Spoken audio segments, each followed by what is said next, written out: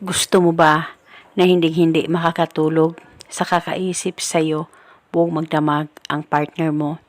Lalong-lalo na hindi kayo nag-uusap dahil sa nagtatalo kayong dalawa at hindi na siya tumatawag, text o chat sa'yo.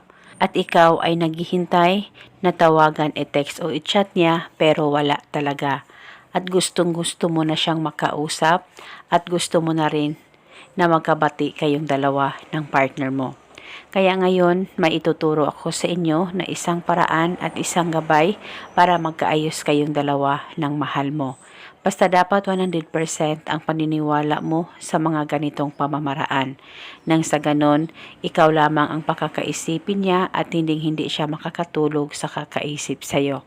Ang gagawin mo lamang, kumuha ka ng papel at panulat at isulat sa papel ang kanyang tunay na pangalan at apelido ng 7 beses. Dapat alam mo ang tunay na pangalan ng target nang sa ganon mapadali po ang talab nito. At pagkatapos mo na itong masulat ng 7 beses, kumuha ka lamang ng isang butil na bawang at isang hiwa ng luya.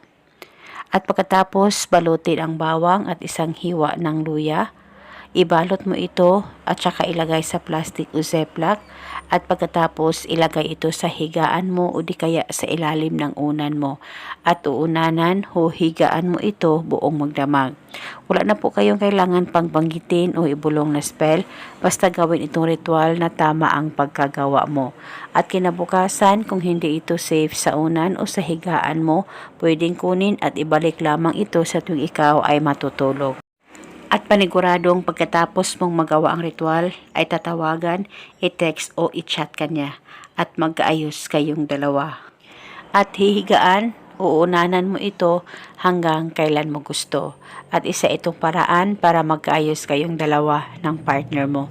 Basta tiwala lang at huwag kalimutang palaging manalangin sa ating may kapal. At eto muna sa ngayon, maraming salamat po sa panonood. May God bless us all.